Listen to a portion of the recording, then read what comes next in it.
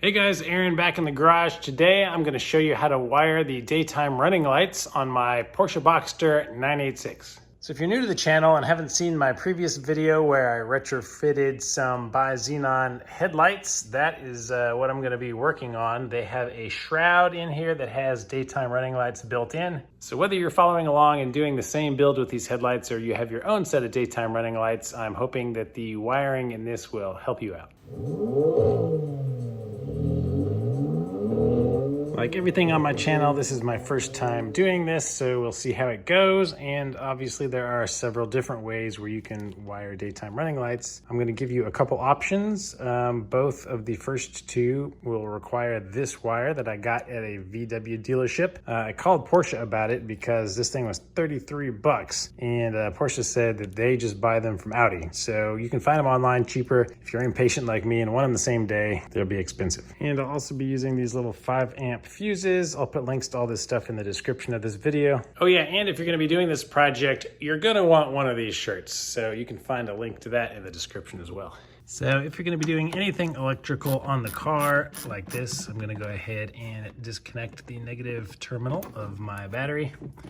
Just tuck it down there.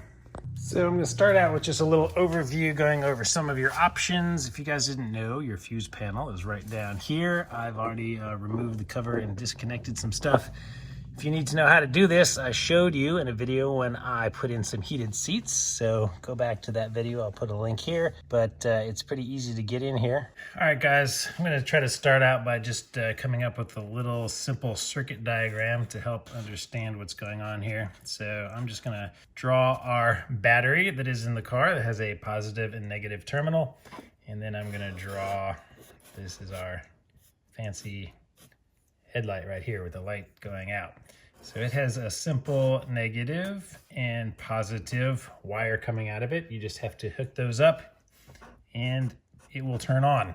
So obviously the simplest route is you could just wire them straight to your battery, but that would mean that your daytime running lights would be on all the time, even though you turn the car off. So ideally, daytime running lights are going to come on when you turn the car on and turn off when you turn the car off. So what we want is something that has, we'll just draw this little key here. So this is a car key. So we want this to be the switch. So when it's on, you will get power. When it's off, you will not have power. So there's a few ways you could do daytime running lights. You could put an actual physical switch in and have a physical switch on your dashboard or somewhere in your car to turn them on and off. But then you would have to manually do that, and that would be a pain in the butt, and then you would probably forget sometimes and leave them on. A way that this is commonly done in your fuse panel, often a lot of the fuses are set to be keyed off of your ignition. So when your ignition is on, then the car is on, and when it's off, it's off. So for my Boxster, I have several rows in the car, A, B, C, etc. And all of the fuses in row A are keyed to the ignition. So whenever the ignition is on, these fuses are getting power. So for the Boxster, this is very ideal, and each one of them is numbered in sequence.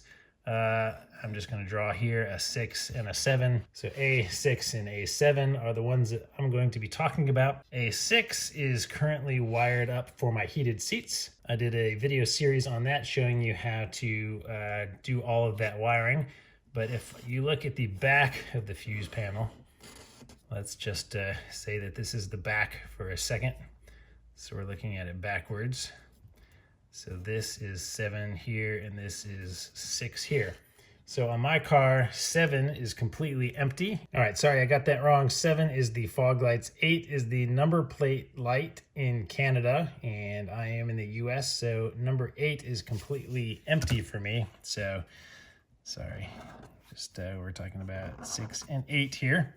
So there will be a gap between these, which is 7 that is actually used in my car.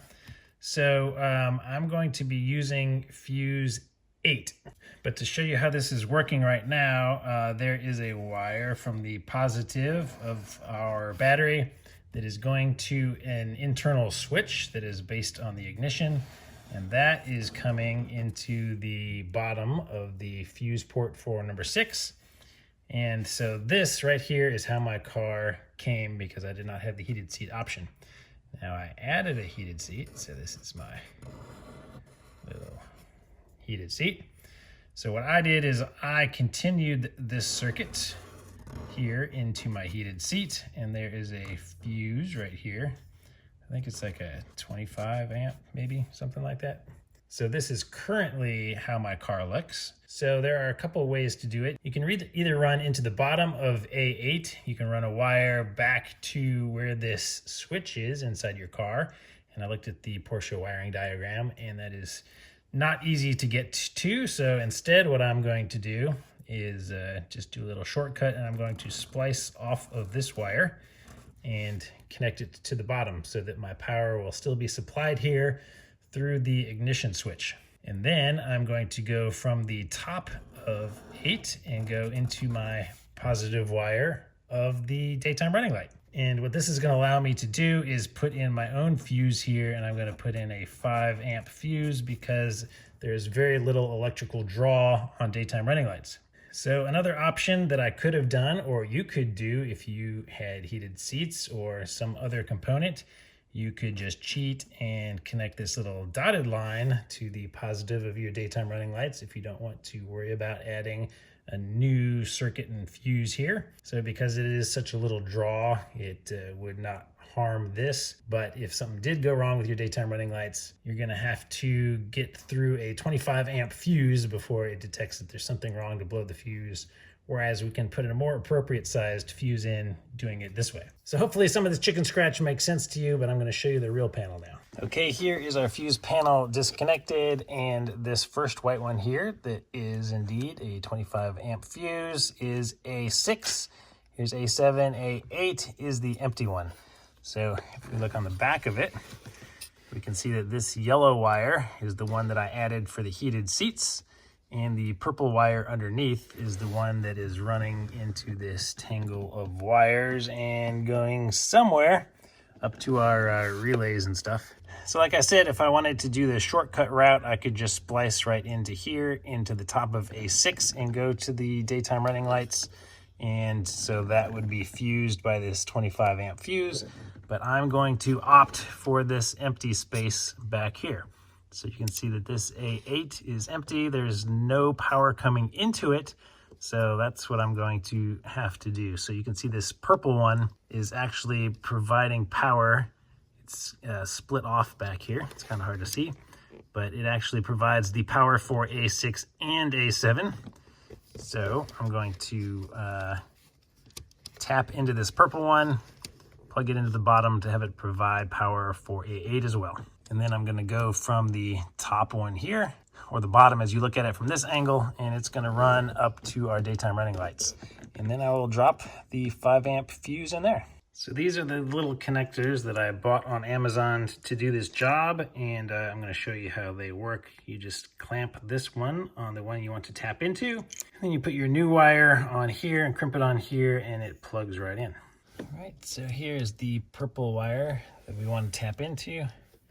So I'm just going to take this little yellow connector, slide it under here so it's in the gap. Then press them together really hard. Just use some pliers to help me out. The little metal channel that's in there is actually cutting through the plastic sheathing of the wire to make contact with it.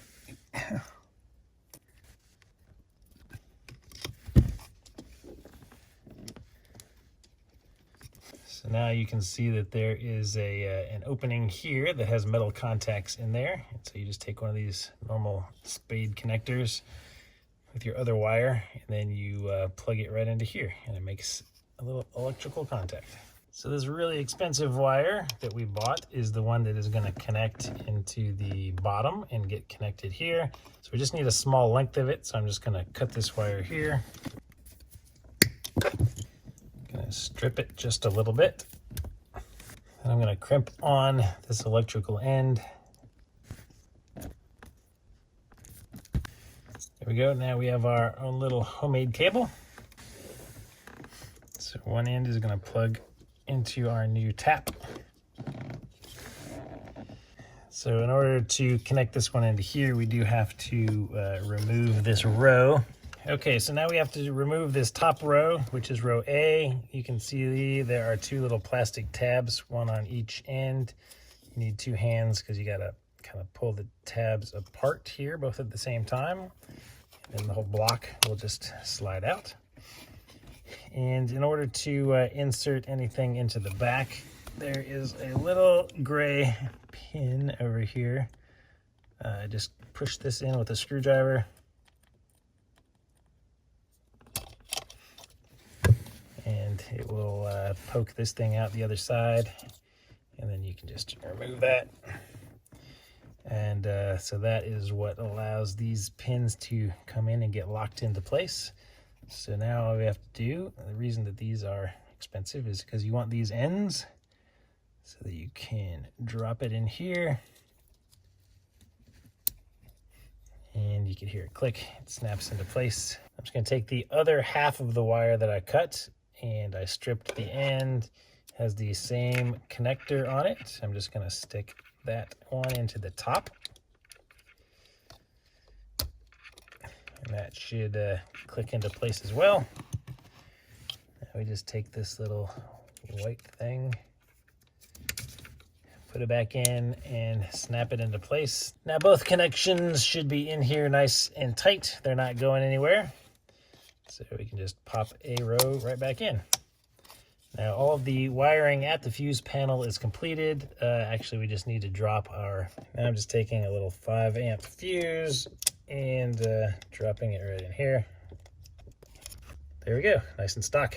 Now at this point, it is a good time to use some kind of electrical tester and make sure you're getting power out of here when the ignition is on. So I'm just gonna tuck my wiring back in here and replace the fuse panel.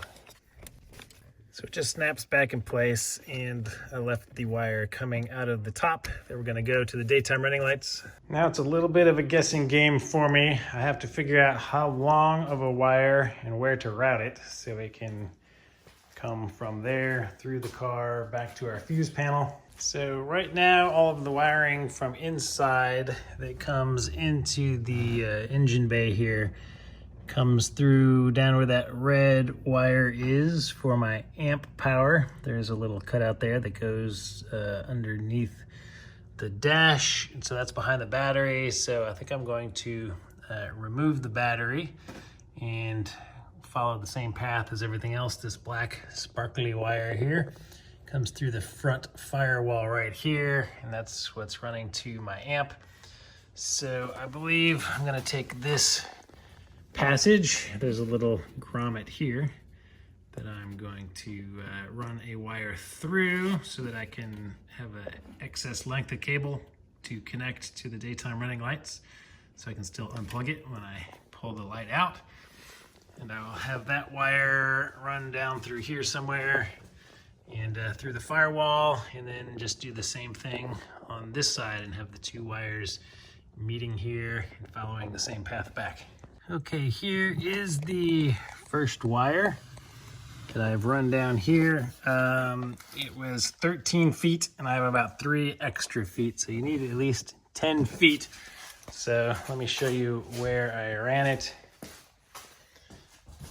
So it came out through this hole, ran it along here outside the battery, through the front firewall. It comes out right down here, and you can see it at the top. I just tucked it all the way under the weatherproofing, so it's just tucked right under here, all the way around, and it comes out the front hole here.